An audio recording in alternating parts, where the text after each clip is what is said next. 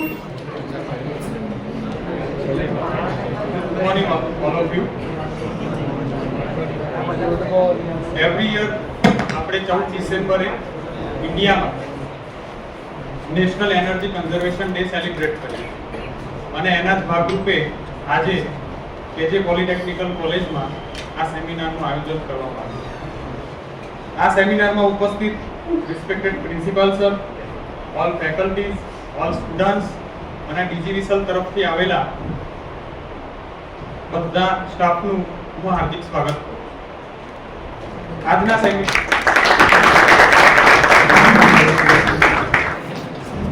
સેમિનારની શરૂઆત સ્ટેજ ઉપર ઉપસ્થિત પ્રિન્સિપાલ સર અને બધા ફેકલ્ટીઝના વેલકમથી કરીશું.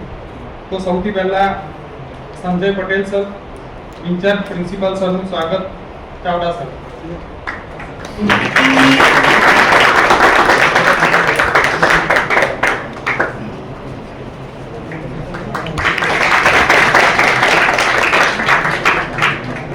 મયુર સરનું સ્વાગત.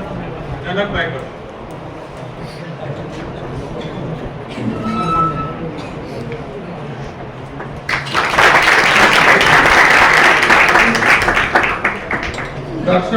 દર્શન સરનું સ્વાગત.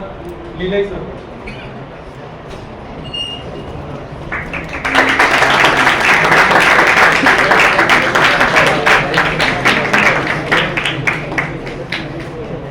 જિગ્નેશ ચૌધરી સરનું સ્વાગત. દીક્ષિતા મેડમ.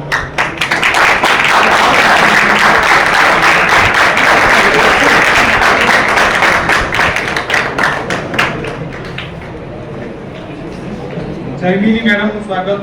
રૂચિકા મેડમ.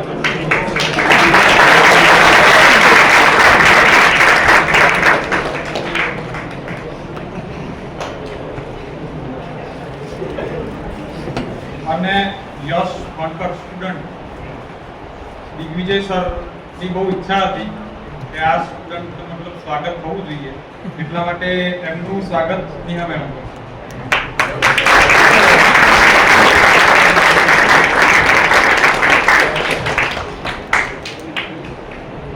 હવે ડીજીવીસીએલના ચાવડા સરનું સ્વાગત. Incharge principal sir.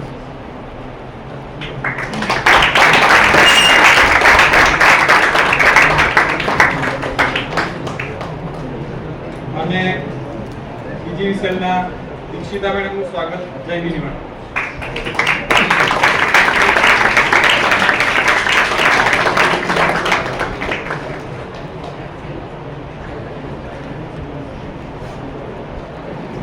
આપણે જાણીએ છીએ કે ડે ટુ ડે લાઈફમાં ઇલેક્ટ્રિસિટી ઇઝ વેરી નેસેસરી અને એના અવેરનેસ માટે આજે આ સેમિનારનું આયોજન કરવામાં આવ્યું છે, જેના બે મેઇન એમ ઇલેક્ટ્રિકલ કન્ઝર્વેશન અને ઇલેક્ટ્રિકલ સેફટી છે. તો how can we save energy, what are the precautions we can use to protect from ourself, અને એના વિશે બ્રીફલી તમને એક્સપ્લેન કરવા માટે હું રૂચિકા મેડમને, નેહા મેડમને ઇન્વાઇટ કરું છું કે ઇલેક્ટ્રિકલ સેફટી વિશે આગળનું seminar continue.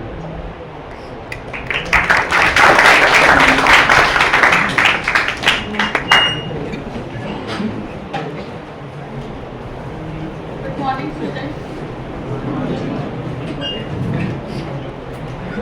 We are thrilled to be here with you all. Future engineers, problem solvers, and innovators. है ना?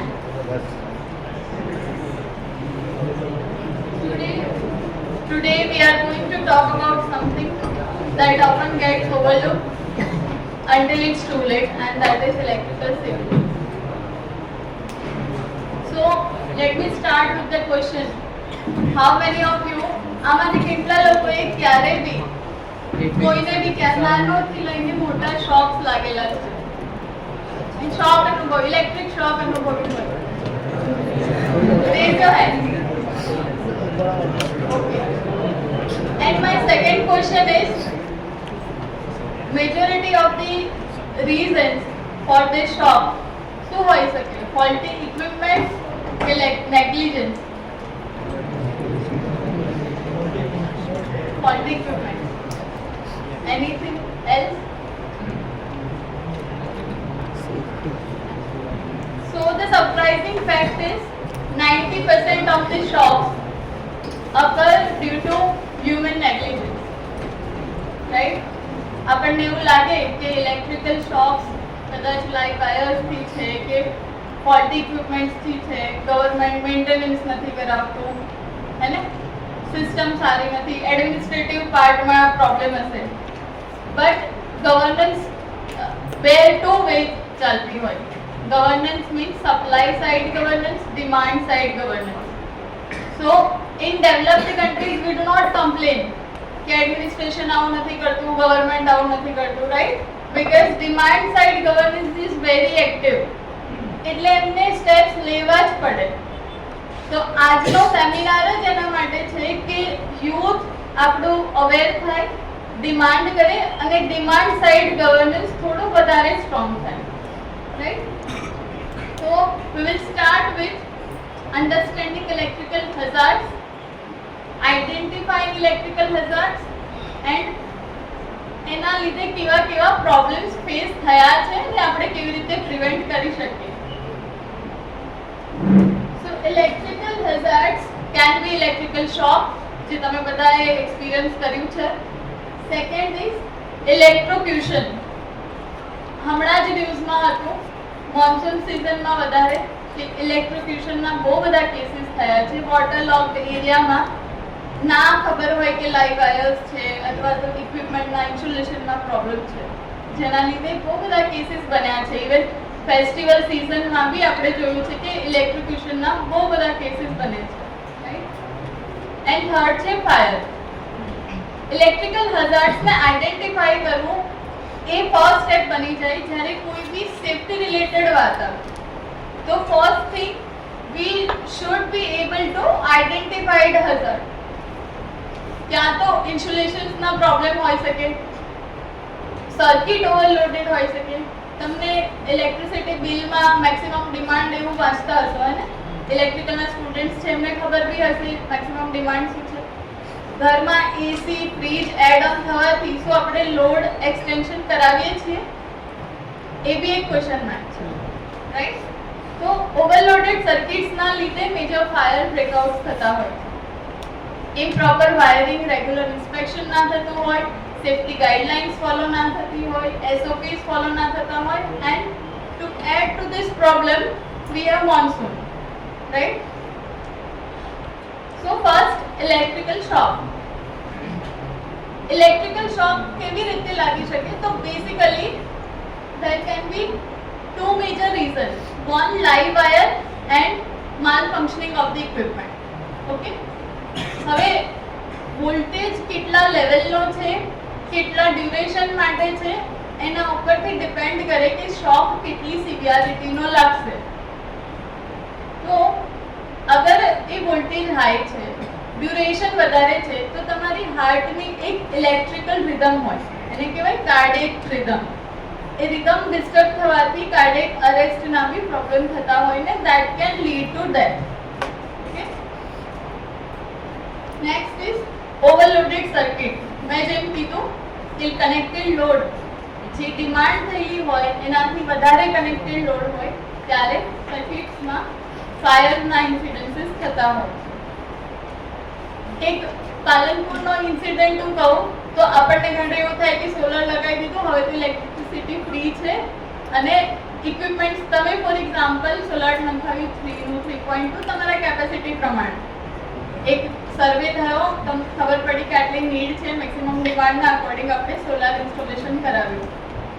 પછી એ ફ્રી છે ના એમાં બહુ બધા ઇક્વિપમેન્ટ સેટ થતા ગયા અને પાલનપુરમાં ઓવરલોડેડ સર્કિટના લીધે સોલારમાં ફાયર લાગી, જેના લીધે કમ્યુનિટીમાં પણ ફાયર ઇન્જરીઝ થઈ છે.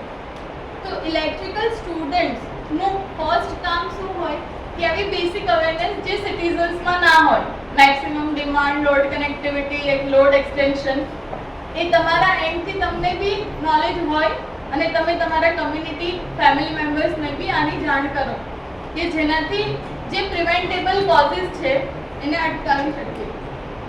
30% ઓફ ધી ફાયર કેસીસ આના લીધે જ થતા હોય છે. તો આ એક નાના સ્ટેપથી અવેરનેસના આપણે એને 100% પ્રિવેન્ટ કરી શકીએ છીએ ફાયર. ગુજરાતમાં ગણેશ વિસર્જનના ટાઈમે બહુ બધા ઇલેક્ટ્રિફિકેશન થયા છે. એનો એક કેસ છે. રાજકોટમાં ગેમ ઝોન બધા અવેર હશે અને પછી તક્ષશિલા ઇન્સ્ટિટ્યૂટમાં બી જેમ મેં કીધું ગવર્નન્સ ટુ સાઇડ હોય. તક્ષશિલામાં ભણતા સ્ટુડન્ટ્સ એ સ્ટુડન્ટ્સને ખ્યાલ તો હશે કે આમાંથી ક્યારેક ફાયર થાય તો અમે એક્સિટ ક્યાંથી લઈશું. હેડ દે બીન ડિમાન્ડેડ કે સર આમાં ફાયરના રિલેટેડ કોઈ નોર્મ્સ અમને દેખાતા નથી, તો એડમિનિસ્ટ્રેશનને એના પ્રિકોશન લેવા જ પડે, બિલ્ડિંગ્સ ચેન્જ કરવા જ પડે. દિલ્હીમાં જે યુપીએસસીનો હબ છે, એક આટલા બધા incident problem is we reform in the crisis. India is a country જ્યારે બી પ્રોબ્લેમ આવે ત્યારે જ આપણે રિફોર્મ કરીએ. અને તો એ કેસ કે ફેટાલિટીઝ થઈ જાય એની રાહ જોવા કરતાં કેમ આપણે અવેર્ડ અને ઇન્ફોર્મ સિટીઝન થઈને એડમિનિસ્ટ્રેશન પાસે ડિમાન્ડ ના કરીએ કે આ નહીં ચાલે સર, આ એસઓપી હોવી જોઈએ, આટલા નોર્મ્સ હોવા જોઈએ, આટલું હાઈ રાઇઝ બિલ્ડિંગ હોવું જોઈએ, ક્લાસ સીના ફાયર એક્સટિંગ્વિશર હોવા જોઈએ, રાઈટ? તો બેસિક અવેરનેસની જરૂરત એના માટે છે. ઇલેક્ટ્રિકલ ફાયર રિકોગ્નિશન બી બહુ ઇમ્પોર્ટન્ટ છે. કોઈ બી જગ્યાએ તમે જાઓ થોડા અવેર અને થોડા ઇન્ફોર્મ અલર્ટ માઇન્ડથી રહેવાથી બી બહુ બધી ફેટાલિટીઝને આપણે પ્રિવેન્ટ કરી શકીએ છીએ. For example spot the sites means what કે કંઈ બર્નિંગ થતું હોય, સ્મેલ આવતી હોય, ઇલેક્ટ્રિકલ કેબલની સ્મેલ આવે કે હા અહીંયા કંઈ બર્નિંગ થતું છે, સ્પાર્ક્સ થતા હોય, તો એનાથી થોડું અવેર રહીને એ એરિયાને ઇવેક્યુએટ કરવાવું એ બિંગ એન ઇલેક્ટ્રિકલ એન્જિનિયર અને ઇન્ફોર્મ સિટીઝન આપણી રિસ્પોન્સિબિલિટી છે. Okay, then you should call for the help. એ જે તે બિલ્ડિંગનો એડમિનિસ્ટ્રેટિવ સ્ટાફ હોય એને કોલ કરો, રિસેપ્શન પર વાત કરો, ફાયર એક્સટિંગ્વિશરને બોલાવો.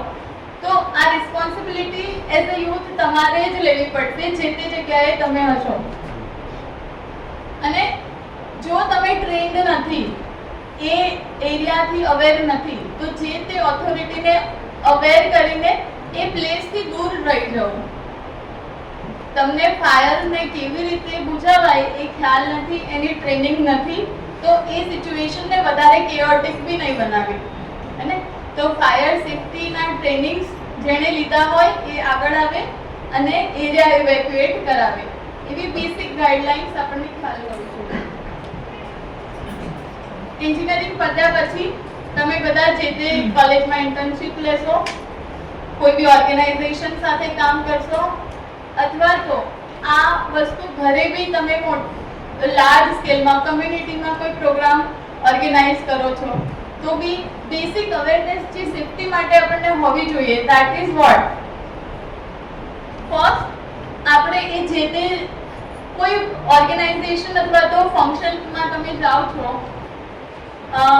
B it Navratri, Ganesh festival, તમે તમારી સોસાયટીમાં જે બી ઓર્ગેનાઇઝ કર્યું હોય, તો એઝ એન ઇલેક્ટ્રિકલ એન્જિનિયર અથવા તો એ ટીમમાં હો તો તમારી રિસ્પોન્સિબિલિટી શું છે? દેટ તમે ભેગા થઈને પહેલા તો કઈ વસ્તુ વર્સ્ટ કેસ સિનારિયો આપણને ખબર હોવી જોઈએ કે આ વસ્તુ થઈ શકે છે, અને એને કહેવાય અસેસિંગ હઝાર્ડ્સ. તો આપણે હઝાર્ડ્સને અસેસ કરીએ કે આટલી વસ્તુ થઈ શકે છે, રાઈટ? સેકન્ડ, જ્યારે સોલ્વ કરતા હોય એ ઇશ્યુને, તો એ જે તે સર્કિટ છે અથવા તો પેનલ છે એને ડી એનર્જાઇઝ કરવું વધારે ઇમ્પોર્ટન્ટ છે. તો આઈડેન્ટિફાઈંગ હઝાર્ડ પછી આપણો સેકન્ડ પોઈન્ટ શું આવવો જોઈએ કે જે તે સર્કિટને ડી એનર્જાઇઝ કર્યા પછી જ કામ કરવું. કામ કેવી રીતે કરવું? With PP. That means proper tools તમે યુઝ કરો, ગ્લવ્સ યુઝ કરો, સેફ્ટી બૂટ્સ યુઝ કરો, હેલ્મેટ યુઝ કરો, હે ને?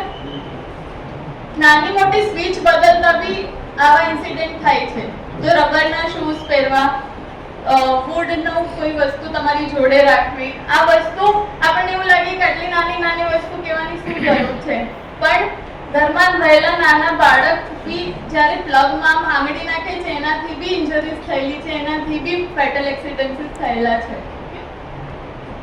This should be followed by guidelines કે જે તે એરિયામાં કોઈ ડિસ્કોમ લાગતું હોય અથવા તો કોઈ બીજી કોઈ કંપની હોય તો એના રેગ્યુલેટરી મેજર શું છે, એને એસઓપી શું આપી છે, એમની ગાઈડલાઈન શું છે, એના અંડર તમે કામ કરો. અને કોઈ ઇશ્યુ થયો તો એનું ડોક્યુમેન્ટેશન થવું જોઈએ, રાઈટ? કેમ ડોક્યુમેન્ટેશન? કે એ વસ્તુ ફરી રિપીટ ના થાય. કોઈ ઇન્સિડન્ટ થઈ ગયો તો એક એનાલિસિસ આવે છે સેફટી ના ડોક્યુમેન્ટ્સમાં, એને આપણે કહીએ વાય એનાલિસિસ, કે આવું કેમ થયું. પછી એક પ્રોસિજર છે કાપા analysis, that means corrective action. આ વસ્તુ થઈ ગઈ તો એના માટે અમે કરેક્ટિવ એક્શન શું લીધી, અને થઈ ગયા પછી અને રિપીટ નહીં થાય એના માટે હોય પ્રિવેન્ટિવ એનાલિસિસ, કે આ હવે ફરીથી નહીં થાય, રાઈટ? તમે ફોર એક્ઝામ્પલ સેફટીના ઇશ્યુ આવે છે, અહીંયા જ ધારો કે આ બિલ્ડિંગ છે, આ બિલ્ડિંગમાં મોન્સૂનમાં આ બિલ્ડિંગમાં ઇશ્યુ આવે છે શોક, તો વાયવા એનાલિસિસ ને કાપા એનાલિસિસ કર્યા પછી પ્રિવેન્ટિવ એક્શન શું આવે કે મોન્સૂનના આવતા પહેલા આપણે અર્થિંગ સોલ્વ કરાવી લઈએ, હે ને? તો નેક્સ્ટ યર એ પ્રોબ્લેમ નહીં આવે. તો એવું નથી જરૂરી કે આ વર્ક પ્લેસમાં જ ફોલો થશે. આ એક સિમ્પલ પ્રોસિજર છે જેનાથી આપણે વધારે લાઈફ્સને સેવ કરી શકીએ. એના પછી એક સેફટી ઇન્સ્ટ્રુમેન્ટ છે વર્ક પ્લેસમાં, એને કહેવાય log out tag out. That means કે તમે કોઈ પેનલ ઉપર કામ કરો છો તો એ પેનલને પહેલા તો જે તે ફીડર સ્વિચ સર્કિટ બ્રેકર્સ હોય એને તમે લોક કરો, ડી-એનર્જાઇઝ કરવા માટે, હે ને? ડી-એનર્જાઇઝ કરીને એને લોક કરો તાકી તમે કામ કરો છો એ ટાઈમ દરમિયાન કોઈ થર્ડ પર્સન આવીને એને સ્વિચ ઓન ના કરી દે. પછી એને તમે ટેગ બી કરો છો કે અહીંયા કામ ચાલુ છે, અને એની બે સ્વિચ બે કીઝ હોય એવું કહેવાય છે. એક કી તમારી પાસે હોય, એક સેફટી હેડ પાસે હોય. જ્યારે તમે કામ પતાવીને આવો ત્યારે બે કીઝ લાગે પછી જ લોક ખુલે અને પછી જ ફરી સર્કિટ રી-એનર્જાઇઝ થાય. અને આપણને એવું લાગે કે આ તો બધું ફોલો થતું હશે, અને જેણે બી કામ કર્યું હશે એને એવું ખબર હશે કે આ કશું ફોલો થતું નથી. પણ મારા એક્સપિરિયન્સથી હું કહું છું કે આ બહુ નાની વસ્તુથી પર મંથ 8 to 9 લાઈફ્સના ફેટલ એક્સિડન્ટ થાય છે, આ સિમ્પલ પ્રોસિજર ફોલો ના કરવાથી. એસઓપી છે, ચેકશીટ ભરી લીધી, રૂમ પર બેસીને ભરી લઈશું. આ નેગ્લિજન્સના લીધે હર મંથમાં 8 to 9 લાઈફ્સના ફેટલ એક્સિડન્ટ ગુજરાતમાં જ થાય છે. પછી છે પીપીઈ કિટ્સ. મેં જેમ કીધું એમ કે પીપીઈ કિટ્સનો યુઝ કરવો જે તે જગ્યાએ તમે કોઈ બી લાઈવ વસ્તુ પર કામ કરતા હોય, ઇવન ઘરમાં બી એક સ્વિચ બદલવાનું કામ હોય, એમસીબી પાડીને જ્યારે તમે સ્વિચ બદલો, તમારા પગમાં રબરના શૂઝ હોવા જોઈએ, ચપ્પલ હોવા જોઈએ. કોઈ ઇન્સિડન્સીસ તમારા કોલેજમાં થાય, કમ્યુનિટીમાં થાય અથવા તો જે તે ઓર્ગેનાઇઝેશનમાં થાય છે ત્યારે એનું પ્રોમ્પ્ટ રિપોર્ટિંગ હોવું જોઈએ કે એ જે એરિયા અથવા તો એ એક્સિડન્ટમાં જે ફિટનેસ છે અથવા તો જે લોકો ઇન્જર્ડ થયેલા છે એના માટે prompt reporting is very essential. Investigation અને કાપા એનાલિસિસની વાત આપણે કરી, અને આ બધું કરવાની જરૂર કેમ છે કે ફ્યુચરમાં તમારા પછી જે એ જ ટાસ્કને હેન્ડલ કરશે એના માટે ટ્રેનિંગ પર્પસ માટે આ ડોક્યુમેન્ટ્સ કામ લાગે. ઇમ્પોર્ટન્સ ઓફ એજ્યુકેશન એ મારે કહેવાની જરૂર જ નથી, બીકોઝ તમે બધા ઇલેક્ટ્રિકલ એન્જિનિયર્સ જ છો. અને જેમ મેં કીધું એમ કે અવેર્ડ સિટીઝનનો બહુ જ રોલ છે આજે, જ્યારે ઈ ગવર્નન્સ આવી ગયું છે અને એટલા બધું સોશિયલ મીડિયાથી લોકો એક્ટિવ છે કે પોતાના રાઇટ્સ માટે હવે ટ્વિટર પર ટ્રેન્ડ્સ ચાલે છે, હેશટેગ ધીસ. તો એને આપણે પોઝિટિવલી કેમ ના યુઝ કરીએ કે ગવર્મેન્ટ રિસ્પોન્સિબલી એક્ટ કરે અને તમને પ્રોમ્પ્ટ એક્શન મળે. એના જ ભાગરૂપે ડીજીવીસીએલ આવા સેમિનાર કરાવે છે કે જેથી એટલીસ્ટ સિટીઝનને એ ખબર પડે ડૂઝ ઇઝ અ એક્સેપ્શન, પણ આપણને ડોન્ટ્સ ખબર હોવા જોઈએ કે આ તો નહીં જ કરવાનું, રાઈટ? પછી electrical safety does not mean કે ઓર્ગેનાઇઝેશનની સેફટી. મેં જેમ કીધું એમ બહુ બધા કિડ્સ લેવલના જે શોકના પ્રોબ્લેમ્સ છે એ નાની મોટી નેગ્લિજન્સના લીધે થતા હોય છે. કોઈ બી ઘર એવું નહીં હોય કે ઘરમાં 10 જણ બેસી 5 જણ બેસીને એવું વાત કરે કે સ્ટુડન્ટ્સને અથવા તો એમના છોકરાઓને સમજાવે કે આપણા ઘરમાં આવો કોઈ પ્રોબ્લેમ થાય, ફાયરનો પ્રોબ્લેમ થાય અથવા તો મોન્સૂનમાં આપણે શોક લાગે છે પ્લગમાં, તો આ વસ્તુ નહીં કરવાની. 3 વર્ષનું બાળક હોય, 5 વર્ષનું બાળક હોય, 7 વર્ષનું બાળક હોય, એને આ સમજાવવું બહુ ઇમ્પોર્ટન્ટ છે. અને તો ઘરમાં તમે એલ્ડર સિબ્લિંગ્સ હોઈ શકો, તમારા કઝિન્સને, તમારા પેરેન્ટ્સને ઘણી વખત ઇન્ફોર્મેશન નથી હોતી, આપણા પેરેન્ટ્સને બી આપણે સમજાવવું પડે. તો એક એમરજન્સી પ્રિપેરનેસ પ્લાન હોવું જોઈએ આપણા જોડે. ભરૂચમાં જ્યારે મોન્સૂનમાં અંડરગ્રાઉન્ડ બહુ બધું પાણી ભરાઈ ગયું તો આપણી જોડે એક એક્ઝિટ પ્લાન ઘર વાઇઝ બી નહોતો કે પાણી ભરાઈ ગયું છે, આપણા આટલા ડોક્યુમેન્ટ્સ છે, આ બેઝિક નીડ્સ છે, એ વસ્તુ આપણી જોડે હોવી જોઈએ, હે ને? તો એ કરવાની આજે બહુ જરૂર છે. કેમ? કારણ કે બધું જેટલું ઓટોમાઇઝ થાય છે ને એટલા જ આપણે વલ્નરેબલ બી થતા જઈએ છીએ. તો safety starts at home. Second, નાના ચિલ્ડ્રનને બી આ સેફટીના ગાઈડલાઇન્સ આપવી બહુ જરૂરી છે. પણ એના માટે પહેલા આપણે અવેર થઈશું ને ફેમિલીને અવેર કરશું ત્યારે એ વસ્તુ થશે. એક એમરજન્સી પ્રિપેરનેસ પ્લાન હોવો જોઈએ. Create a family emergency preparedness plan. અને તમે જે સ્ટુડન્ટ્સ અહીંયા 6th સેમિસ્ટરના હશે એ લોકોને કદાચ આગળ જતા નાના મોટા પ્રોજેક્ટ્સ બી આવશે, કે ફાઇનલ યર પ્રોજેક્ટની વાત નથી કરતી, બીજા પ્રોજેક્ટ્સ બી આવશે એડિશનલ એક્ટિવિટીઝમાં. એમાં safety can be major point. કેમ? કારણ કે ત્યાં સ્ટેટિસ્ટિકનું બહુ વધારે ઇમ્પોર્ટન્સ હોય છે કે આટલા નંબર ઓફ વસ્તુ તમે આટલી નાની વસ્તુ કરવાથી ચેન્જ કરી શક્યા. તો એમાં આ જે બિહેવિયરલ ચેન્જ લાવવાની જરૂર છે એ ઘરેથી જ થશે. બોલવાથી કે વાત કરવાથી કે સેમિનારથી કશું નહીં થાય. બિહેવિયરલ ચેન્જની જરૂર છે એડમિનિસ્ટ્રેટિવ સાઇડથી બી અને સિટીઝનના એન્ડથી બી. નાઉ ટેકનોલોજીસ. તો ટેકનોલોજીસ તો હવે એઆઈ અને મશીન લર્નિંગ સિવાય એના સિવાય કશું થતું નથી એવું કહેવાય. અને તમારે એસાઇનમેન્ટ લખવા હોય તો બી તમે એઆઈનો યુઝ કરતા હશો. કેટલા કરે છે? તમારા સર અહીંયા જ તો as a future engineers you will design and maintain many machines that will impact lives. તો તમારે એવી ટેકનોલોજીનો ઉપયોગ કરવાનો છે, એવા સોલ્યુશન્સ ક્રિએટ કરવાના છે જેનાથી આપણે સેફટીને ખાલી એક ચેકબોક્સ ના ગણીએ પણ સેફટી એક માઇન્ડસેટ બની જાય, હે ને? એવું જરૂરી કમ્પ્લાયન્સના માટે સેફટી કરીએ છીએ એની જગ્યાએ સેફટી શુડ બી માઇન્ડસેટ. તો આજે જ્યારે તમે આ પ્રેઝન્ટેશન જોવો છો અને એના પછી this will be followed by a video, તો તમે અહીંયાથી કોઈ વસ્તુ લઈને કે શીખીને જાઓ તો let it be this, that safety should not be checklist but a mindset. Now I will before we move further I want to show you something video about the real life incidences. પણ એને થોડું funny વેમાં આપણે બતાવીશું. તમારો role એ છે કે આમાં જે હઝાર્ડ્સ અથવા તો પ્રોબ્લેમ્સ ક્રિએટ થયા છે એને આપણે કેવી રીતે પ્રિવેન્ટ કરી શકતા, કઈ જગ્યાએ શું નેગ્લિજન્સ લીધા જેના લીધે ફટાલ ઇન્જરીઝ થઈ છે. Okay,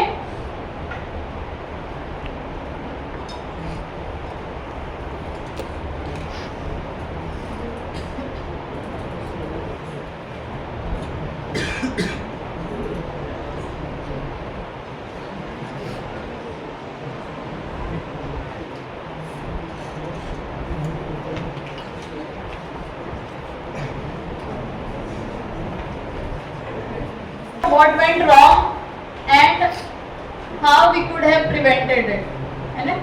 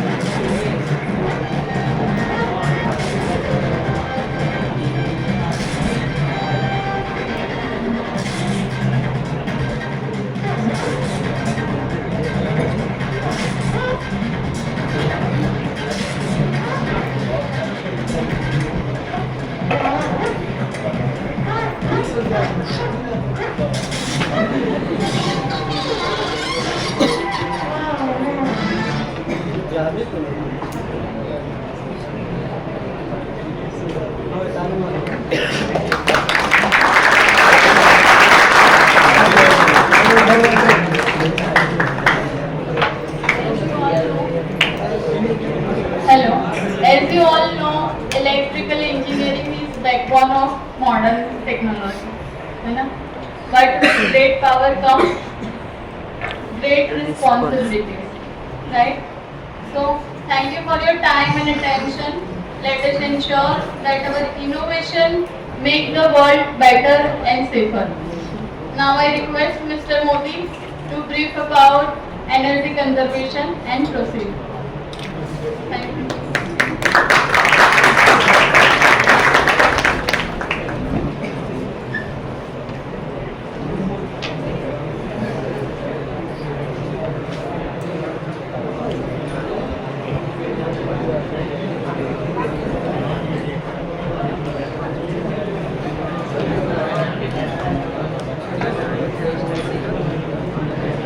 Good morning to faculty members and dear students. Today our topic is energy conservation and presented by DGVCL Bharuch City Division.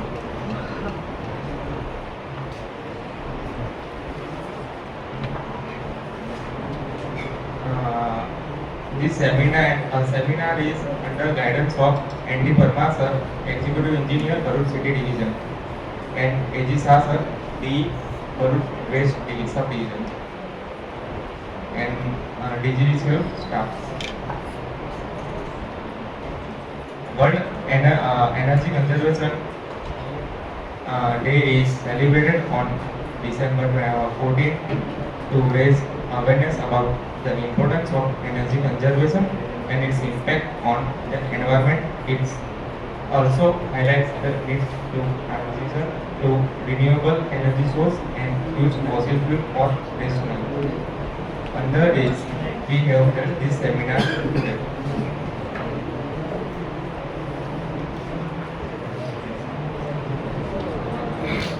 Today's seminar agenda is what is energy, types of energy, what do we mean by energy conservation, and what to conserve, why to conserve it, what can we do, and energy conservation in India's plan.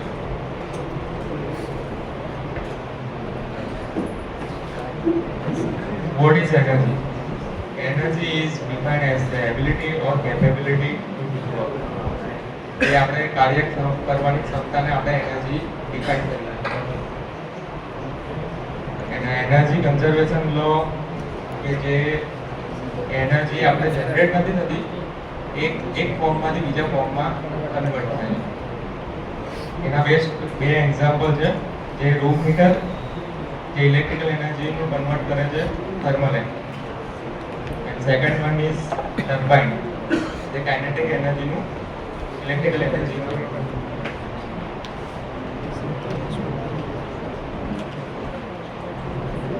And types of energy. Energy can be classified into two categories. First one is renewable energy and second one is non-renewable energy. Renewable energy. Renewable energy can be generated continuously, practically without decay of source. જે આપણે energy કન્ઝર્વેશનનો main છે કે આપણે energy saving કરવાની છે, જે બેઝફુલ energy જઈ રહી છે, અને આપણો મેઇન ફોકસ છે રિન્યુએબલ એનર્જી. એના બેસ્ટ એક્ઝામ્પલ છે solar, wind, thermal, hydro, biomass and hydro. Non renewable energy. Non-renewable energy is energy that comes from resources that cannot be replenished in short period of time. જેને પાછા natural resources પણ મળે છે non renewable energy, જેને હજારોથી લાખો વર્ષ પાછા resources થવા માટે એટલો ટાઈમ લાગશે. એટલે આપણે એના પર ડિપેન્ડન્ટ ના રહીએ અને રિન્યુએબલ તરફ જઈએ. જેમાં petroleum products and call, uranium. હવે આપણો મેઇન મુદ્દો આવે છે કે એનર્જી કન્ઝર્વેશન, કે આપણે એને શું સમજીએ છીએ, એની બે ડેફિનેશન અને એક example.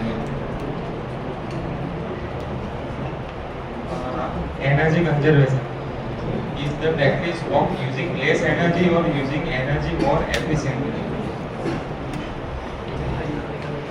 It can help reduce your electricity bill, reduce your carbon footprint, and protect the environment. Energy conservation એનો મીનિંગ એવો નથી થતો કે આપણે ઓછી વીજળી વાપરવાની છે, પણ આપણે એ રીતે એફિશિયન્ટલી યુઝ કરવાની છે કે જે વેસ્ટફુલ ના થાય. આ સિમ્પલ ડેફિનેશન છે.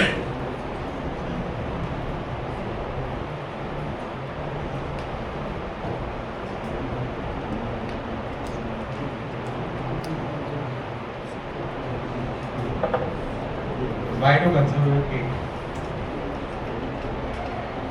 We have limited non-renewable resources available on Earth. Our demand of energy is increased day by day. It is possible that someday most of the renewable energy resources will be exhausted and we will have to switch to alternate energy source.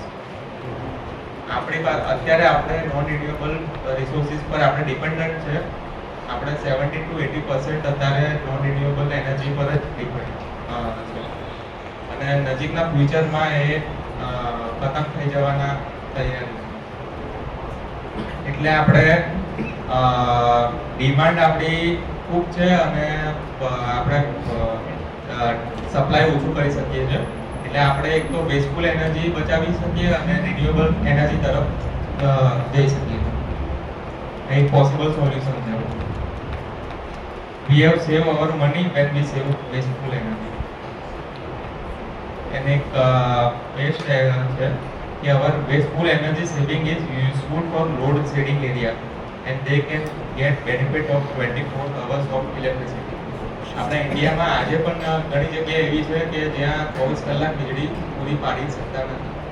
એટલે એ લોકોને ગણીને 24 કલાકમાંથી ગણીને 3-4 કલાક સુધી કે 5 કલાક સુધી electricity supply રહે છે, બાકીના કલાક બંધ જ રહેશે.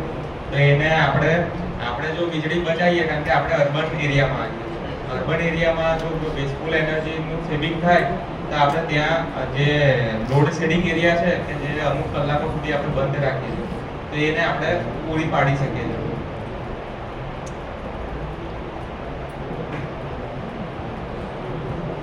What can we do? આપણા બેઝિક સિમ્પલ છે કે ઘરે હોય, ઓફિસ હોય કે વર્કિંગ ઇન્ડસ્ટ્રી, બધી જગ્યાએ કોમન છે કે જે જગ્યાએ આપણે નથી એ જગ્યાએ જો કોઈ એપ્લાયન્સીસ હોય, કઈ બી વસ્તુ ઓન હોય, પાવરનું જેમ કે ફેન છે, એસી છે, લાઇટ્સ છે, એ અનનેસેસરીલી હોય ઓન હોય તો આપણે એને સ્વિચ ઓફ કરીએ. પછી રેફ્રિજરેટરના ડોર ફ્રીક્વન્ટલી ઓપન ના કરીએ, જેનાથી કોમ્પ્રેસર કન્ટિન્યુઅસ ઓન ને ઓન રહે અને ઇલેક્ટ્રિસિટી કન્ઝમ્પશન વધે છે. મેઇન આપણે જે હવે જેટલા પણ ઇલેક્ટ્રોનિક્સ એપ્લાયન્સીસ આપણે પરચેસ કરીએ છીએ તો એના પર BEE લોગો આવે છે, બિલ ઓફ એનર્જી એફિશિયન્ટ. એના પર આપણે મેક્સિમમ ટ્રાય કરીએ કે મેક્સિમમ સ્ટાર રેટિંગ 1 થી લઈને 5 સ્ટાર સુધી BEE રેટિંગ્સ આપે છે. આપણે ટ્રાય કરીએ કે મેક્સિમમ 4 to 5 સ્ટાર સુધી આપણે પહોંચી શકીએ, જેથી આપણું લોંગ ટર્મ પર આપણું ઇલેક્ટ્રિસિટી કન્ઝમ્પશનથી આપણને ફાઇનાન્શિયલી બેનિફિટ મળે.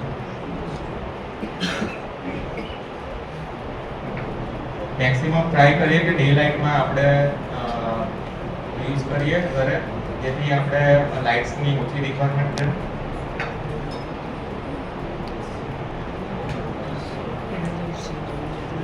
એક સ્મોલ ઇન્ફોર્મેટિવ વિડીયો.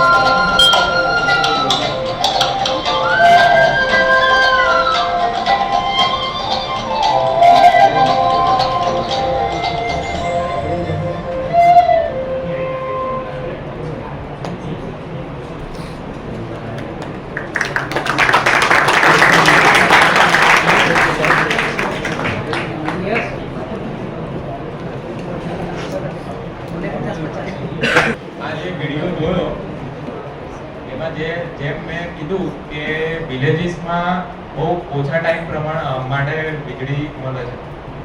જેમ કે જોયું કે અર્બન એરિયામાં 24 અવર સુધી ઇલેક્ટ્રિસિટી પૂરી પાડવાની હોય છે. હવે ત્યાં પીક લોડ હોય છે અને ડિમાન્ડ વધારે હોય છે, એની સામે સપ્લાય ઓછું કરી શકીએ છીએ. એટલે વિલેજીસમાં આપણે નથી પૂરી પાડી શકતા. એટલે જ્યારે એમનું લાઇટ લોડ થયું અર્બન એરિયામાં, ત્યારે રાત્રે એમને વિલેજીસમાં મળે છે ઇલેક્ટ્રિસિટી. જેમ કે પંપ ચાલુ થયો, બલ્બ ચાલુ થયો, એસીનું ટેમ્પરેચર 18 ડિગ્રી હતું તો એની જગ્યાએ 24 કર્યું તો પંપ ચાલુ થયો. એટલે એનર્જી કન્ઝમ્પશન ઓછું થયું, જેનાથી વિલેજીસને મળી શક્યું. અને વેસ્ટફુલ એનર્જી જેમ કે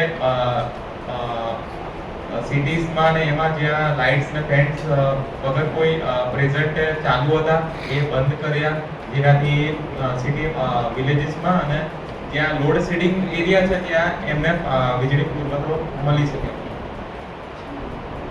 એટલે અહીંયા છે કે they suffer. Switch off those extra lights, electrical appliances when not in use, save power, light up the smiles.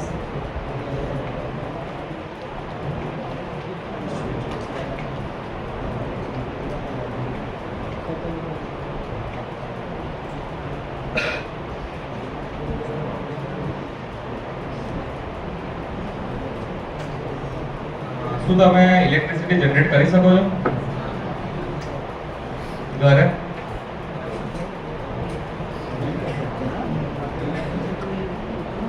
કરી શકીએ ને, કેમ ના કરી શકીએ? તમે એક યુનિટ બચાવ્યું તો એ કોઈ વિલેજને મળ્યું, અને એક યુનિટ બચાવ્યું તો એના તમને પૈસા પણ નથી ભરવાના. તો એ ફાઇનાન્શિયલી પણ બચ્યા અને ઇલેક્ટ્રિસિટી તમે સપ્લાય કરી છે એ વિલેજીસને કે જ્યાં લોડ શેડિંગ એરિયા છે.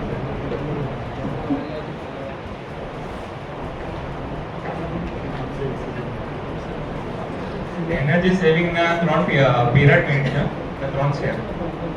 લાઈક કન્ઝર્વેશન આવે, એફિશિયન્સી આવે અને રિન્યુએબલ તરફ જવાનું આવે. તો એમાં કન્ઝર્વેશનમાં આપણે કયા કયા સ્ટેપ કરી શકીએ છીએ? Turn off the light, reduce the heating. આપણે જે વેસ્ટફુલ એનર્જી તરફ જઈ રહ્યા છે ને એ આપણે ઘટાડીએ ને તો એ એઝ અ એનર્જી કન્ઝર્વેશનમાં આવે. જે મિનિમમ રિક્વાયરમેન્ટ છે એ તો આપણે કન્ઝ્યુમ કરવાની છે ને કન્ઝમ્પશન થશે જ, પણ જે વેસ્ટફુલ તરફ જઈ રહ્યા છે ને એ નથી કરવાનું, એ એનર્જી કન્ઝર્વેશન કહે. પછી એફિશિયન્સીમાં આપણે BEE star rating higher side જઈએ 4 to 5 સ્ટાર સુધી, કે જેનાથી તમને મેક્સિમમ ટાઈમ પર એનર્જી કન્ઝમ્પશનમાં ફાયદો થાય. અને થર્ડ ઇઝ રિન્યુએબલ એનર્જી.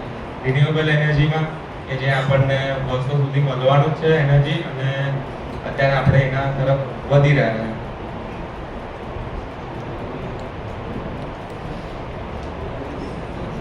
બીજી એક પ્રેક્ટિસ છે 3R, જે reduce, reuse and recycle. Reduce, use things with care to reduce the amount of waste generated. Reuse product to minimize the waste. Reuse saves money and conserve the resources. And recycle resources and products. You can check with your local garbage company to see if they offer a recycling service. If not, you can set up a separate recycling bin at home. The 3 R's are the most environmentally preferred approaches to waste management. They help save landfill space, reduce the amount of energy and natural resources needed to produce the collect raw materials and reduce the greenhouse gases.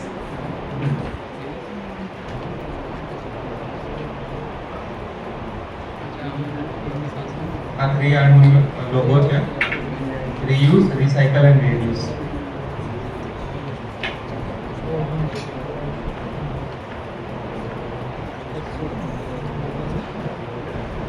Energy conservation in India.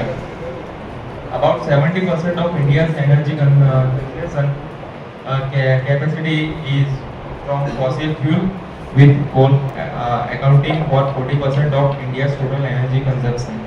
followed by crude oil, natural gas at 24% and 6% respectively. India is largely dependent on fossil fuel imports to meet its energy demands. By 2030, India's dependence on energy imports expected to exceed 53% of country's total energy consumption. In 2009-10, the countries imported 159.26 million ton of crude oil, which amount to 80% of domestic crude oil consumption, and 31% of country's total imports are oil imports.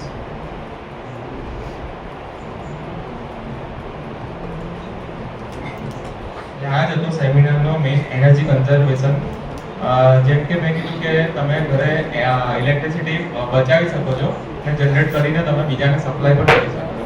કારણ કે તમે એક unit બચાવો છો એની સામે તમે એક simple step લીધું એક યુનિટ જનરેટ કરવા માટે. જ્યારે પાવર સ્ટેશન ને પાવર પ્લાન્ટ ને ઇલેક્ટ્રિસિટી જનરેટ કરવી હોય તો એના માટે બહુ મોટા પ્લાનિંગ હોય છે, નવું ઇસ્ટાબ્લિશ કરવાનું હોય છે પાવર પ્લાન્ટ, અને એના માટે land acquisition, line survey, nature of fuel, એ બધા ઘણા બધા ફેક્ટર્સ આવે અને એ બધું ફાઇનલાઇઝ થયા પછી પણ 7 થી 8 વર્ષ લાગે છે પાવર પ્લાન્ટ ફૂલ પ્લેસમાં રનિંગ કરવા માટે. જ્યારે આપણે ઘરે એક સેકન્ડમાં સ્વિચ ઓફ કરીએ જેનાથી એનર્જી વેસ્ટફુલ એનર્જીને આપણે બચાવી શકીએ છીએ, જે આપણે સપ્લાય કરી શકીએ છીએ.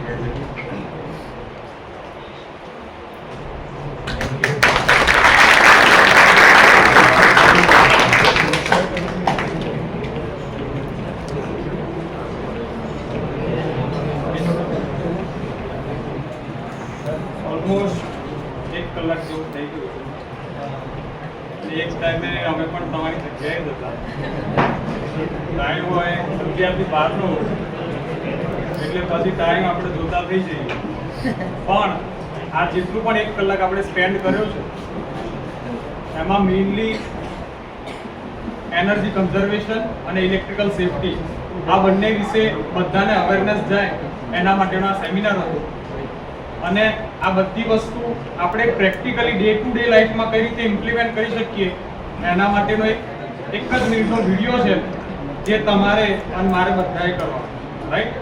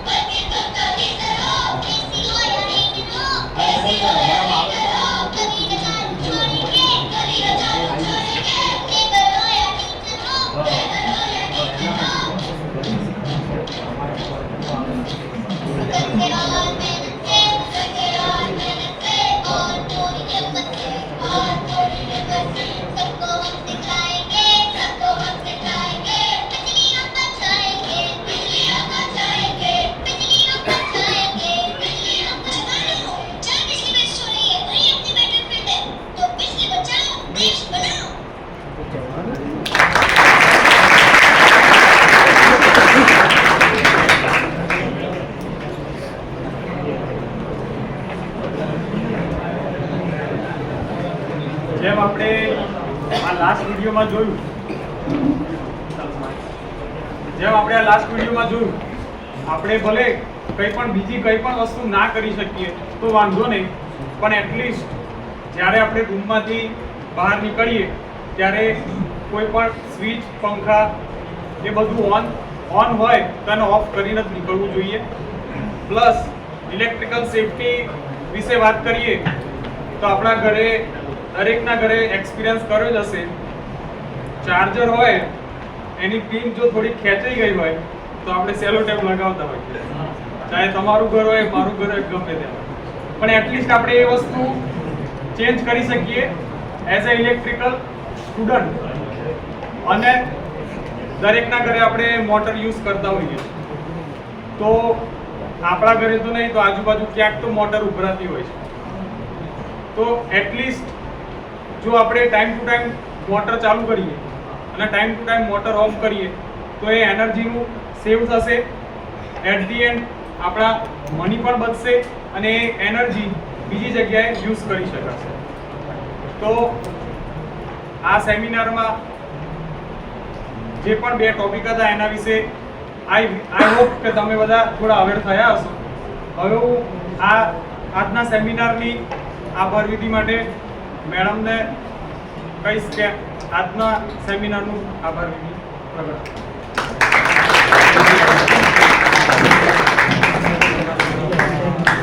કેવું બધાને મજા આવી કે બોરિંગ લાગ્યું? હવે બધાને એનર્જી કન્ઝર્વેશન ને સેફટી સેમિનાર દ્વારા કે ઘણું બધું જાણવા મળ્યું છે. ઘણી ઓલમોસ્ટ બધી વસ્તુ બધાને ખબર જ હોય છે, બટ કેવું કે ઠીક છે ચાલશે નથી કરવું, બરાબર ને? બધાનો માઇન્ડસેટ આ હોય છે. તો જેમ ફર્સ્ટ સેશનમાં નેહા મેડમે સેફટી વિશે સમજાવ્યું બધાને, તો કેવું કે ચાર્જર આપણે લગાવ્યું હોય, જેમ સાહેબે કીધું આ કરી નાખીએ. કંઈ બી ઘરમાં કોઈ બી ઇક્વિપમેન્ટ તમને લોડિંગ લાગે, એના વાયર્સ જે હોય એ કરપાયેલા હોય, તો આવી રીતે સેલોટેપ લગાવવું એનું સોલ્યુશન નથી. તમે નવી વસ્તુ લાવો, સ્ટાર રેટિંગ વાળી લાવો, ઠીક છે? એ તમારી સેફટી માટે છે, તમારા ઘરની સેફટી માટે છે. ઓકે, એટલે નેક્સ્ટ ટાઈમ ઘરમાં safety first regarding electrical. Okay, second સેશનમાં મોદી સાહેબે જે સમજાવ્યું એનર્જી કન્ઝર્વેશન, દરેકની આદત હોય છે ફોન ચાર્જિંગમાંથી કાઢ્યો, સ્વિચ ચાલુ ને ચાલુ, બરાબર છે? તો એ વસ્તુ નહીં હોવી જોઈએ. એ નાની એવી વસ્તુ પણ ઘણી બધી એનર્જી બચાવી શકે છે, જે ફ્યુચરમાં આપણને જ કામ લાગશે. અત્યારે કોલની રિક્વાયરમેન્ટ વધી ગઈ છે બીકોઝ કે આપણે એનર્જી કન્ઝપ્શન જ એટલું બધું વધી ગયું છે. કોલ એની સંખ્યામાં ઘટી રહ્યો છે. તો એક ટાઈમ એવો ના આવી જાય કે આપણે ફરીથી આપણા બાબા આદમના જમાનામાં જતા રહીએ કે ભાઈ અંધારામાં પેલા પથ્થરો ઘસીશું, બરાબર છે? એવું ના હોવું જોઈએ. એટલે જ્યારે પણ કોઈ બી જગ્યા તમે છોડો, એસી, પંખા, જે પણ ચાર્જરની સ્વિચ, નાનામાં નાની વસ્તુ પણ બંધ કરીને નીકળવું.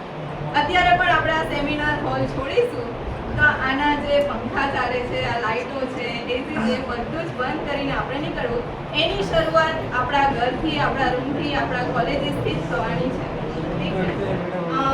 હું ઈચ્છીશ કે તમારામાંથી કોઈ અહીંયા આવે અને થોડું ઘણું એના વિશે કહે, થોડું અમારા ડિફરન્શિયલ વિશે કે અમારે ક્યાં ભૂલ રહી ગઈ છે કે હજી આ વધારે બેટર થઈ શકતું, અને તમે શું સમજ્યા આના માટે. તો એનીવન?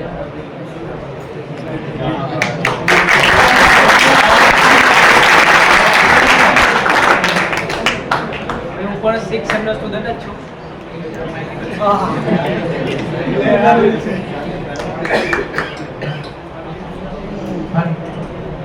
હું પણ તમારી જેવું સ્ટુડન્ટ છું, પણ જે આપણને ઇલેક્ટ્રિકલ સેફ્ટીની વાત કરી તો હું થોડું જણાવી દઉં કે હું ઇન્ડસ્ટ્રીમાં કામ કરું છું. હું 10 વર્ષથી DCAમાં જોબ કરું છું અને મારો ટોટલ એક્સપિરિયન્સ ઇલેક્ટ્રિકલ ફિલ્ડનો 20 વર્ષનો છે. તો ઇલેક્ટ્રિકલ સેફ્ટીની જે વાત કરી, તમે ઇન્ડસ્ટ્રીમાં જ્યારે જશો ને ત્યારે આ વસ્તુ પર બહુ જ ફોકસ કરવામાં આવે છે. મેં મારા 20 વર્ષના કેરિયરમાં ઘણા બધા ઇન્સિડન્ટો જોયા છે અને જે પણ મેડમ અહીંયા આપણને બતાવ્યું એ રીતે બી ઘણું બધું છે. કદાચ મને જે આપેલા મર્યાદિત સમયમાં હું કદાચ રજૂ ના કરી શકું, પણ 4-5 મુદ્દા કહેવાનું મને મન થાય કે આપણી જે હ્યુમન બોડી છે તો એ કેટલો કરંટ એબ્ઝોર્બ કરી શકે.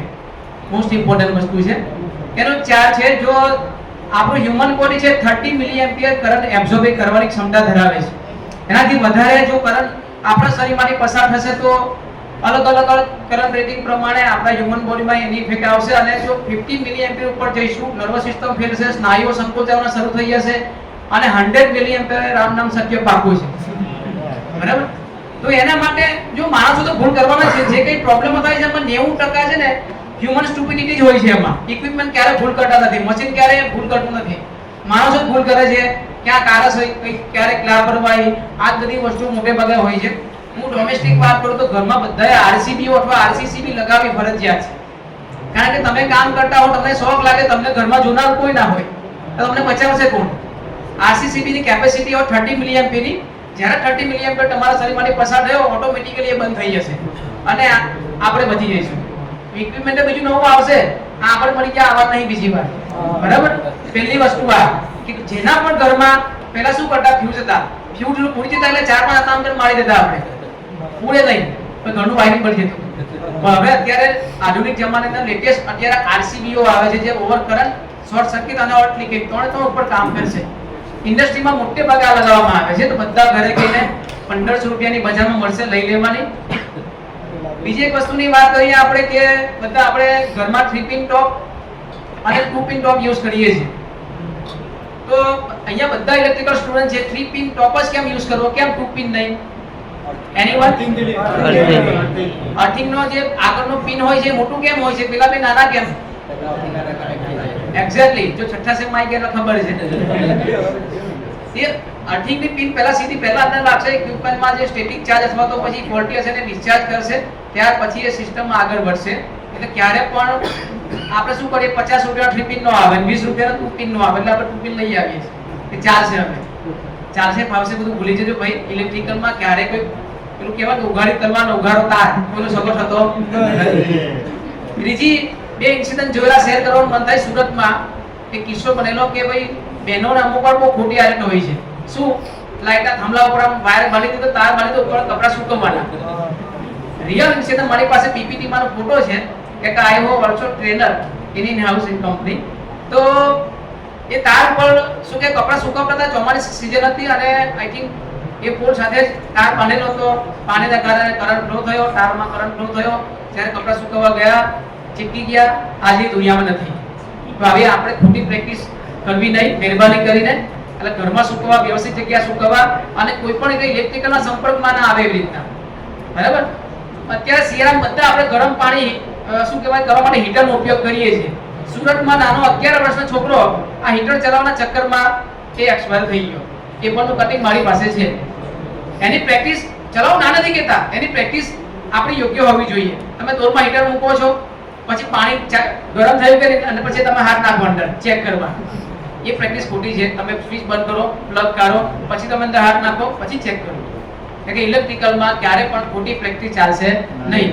હું આ તમને કહું છું કે ઇન્ડસ્ટ્રીમાં જશો તમે ખોટી પ્રેક્ટિસ કરશો ને તો નક્કી તમારી સાથે ઇન્સિડન્ટ થશે. અને છેલ્લી એક વાત કે જેટલા પણ ઘરમાં કે આપણને બધા શું છે કે 50 રૂપિયામાં કોઈ ઇલેક્ટ્રિશિયનને બોલાવે એની કરતાં આપણે ઇલેક્ટ્રિશિયન ના બની જઈએ.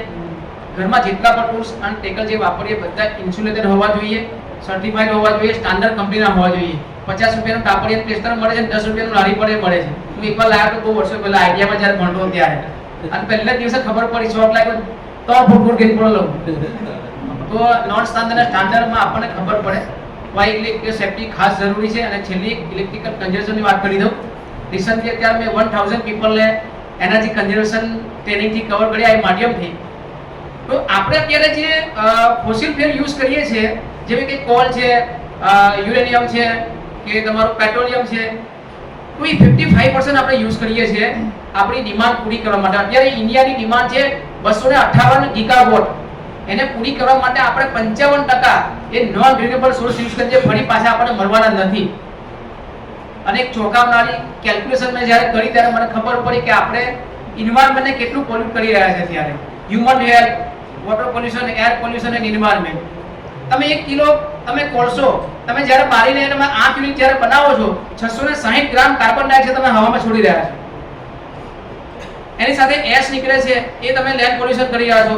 એની સાથે જે પાણી જાય છે એનાથી વોટર પોલ્યુશન, પછી તમારા પાણીના TDS 1800 આવે, કિડનીમાં પથરી થાય, એટલે તમે ફિલ્ટર પાણી પીઓ તો બીપીએલ ઘટે. એટલે આપણે ક્યાંક ને ક્યાંક આપણે જ જવાબદાર છે આની અંદર. તો શું આપણે આપણું જનરેશન રોકી દેવું જોઈએ? આપણે અંધારામાં રહેવાનું? અંધારામાં રહેવાની વાત નથી. આપણે શું છે કે આને બચાવવાની વાત છે. સાહેબે વાત કરી કે આપણે હવે રિન્યુએબલ સોર્સિસ બાજુ જવાનું છે. સોલાર છે, સોલારનો યુઝ કરો. હવે બધા આપણે ગેસ ગીઝર યુઝ કરીએ છીએ. એક મારું કેલ્ક્યુલેશન કર્યું, મેં ટ્રેનિંગ પ્રોગ્રામ કરતા પહેલા એક કેલ્ક્યુલેશન કરેલું મેં. એક તમે 1000 રૂપિયાના સિલિન્ડરમાં યુઝ કરો, એમાં તમે 500 બાલટી પાણી ગરમ કરી શકો છો. તમારા ઘરની અંદર 5 મેમ્બર હોય, તમે સોલાર સિસ્ટમ લખાઈ દો 25000 રૂપિયાની, 3 વર્ષમાં તમારા પૈસા કવર. 25 વર્ષ નાયા તો જેટલું પાણી ના હોય એટલું. અને બિલકુલ તમારા 1000 છે નથી, એમાં કોઈ ખતરો નથી. તો તમે કોઈને કોઈ રીતે એન્વાયરમેન્ટ તમે રક્ષા કરી છે. એક સસ્ટેનેબલ ફ્યુચર માટે આપણે બધા એન્જિનિયરો જવાબદાર છે. આપણા બાપ દાદા જેમ આપણા માટે મિલકત મૂકીને ગયા ત્યારે આપણે કંઈક આજે વાપરી રહ્યા છે. હવે જો આપણે આવનારી પેઢીનો આપણે વિચાર નહીં કરશું, કોણ કરશે? તો આપણે બધા ભારતના જાગૃત નાગરિક છે અને ખરેખર દેશની જે આર્થિક વિકાસ અને જે કંઈ વિકાસ થવાનો આપણે થવાનો છે, તો આપણે બધા રોજ એક જ યુનિટ, વધારે નહીં, કેટલા? એક જ યુનિટ તમારા ઘરમાં હોય, કોલેજમાં હોય કે ઇન્ડસ્ટ્રીમાં હોય, એક યુનિટ તમે બચાવો. મેં 1000 એમ્પ્લોય પાસે પ્રતિજ્ઞા લેવડાવી કે નક્કી કરો કે એક આપણે બધા બચાવીશું. તો તમે વિચાર કરશો કે આખા વર્ષ દરમિયાન 27,000 કિલો કાર્બન ડાયોક્સાઇડ આપણે હવામાં ફેલાતા રોકી શકીએ છીએ. 27,000 કિલો, 27 ટન થયું. જો આપણે 100 કરોડ હિન્દુઓ બધા, મતલબ આપણું જે પોપ્યુલેશન છે એ ભેગા થઈને નક્કી કરી કે આટલું બચાવવું છે, તો એન્વાયરમેન્ટને કેટલો ફાયદો છે. તો મારે વધારે નહીં કે કારણ કે બધું બહુ લાગુ વિષય છે આના ઉપર. તો આપણે બધા આથી નક્કી કરીશું કે દરરોજ 1 મિનિટને આપણે બચત કરવી. Thank you.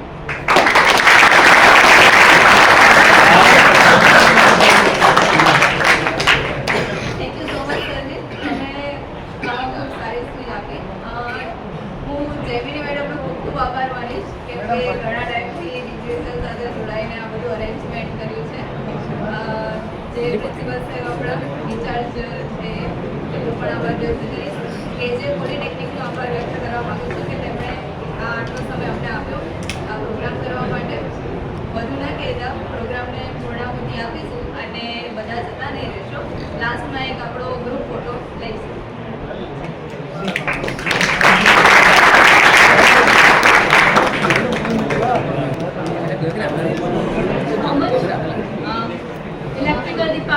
ઇલેક્ટ્રિકલ ડિપાર્ટમેન્ટના સ્ટુડન્ટ્સ તરફથી GGBCL ની ટીમને ખૂબ ખૂબ આભાર કે આવીને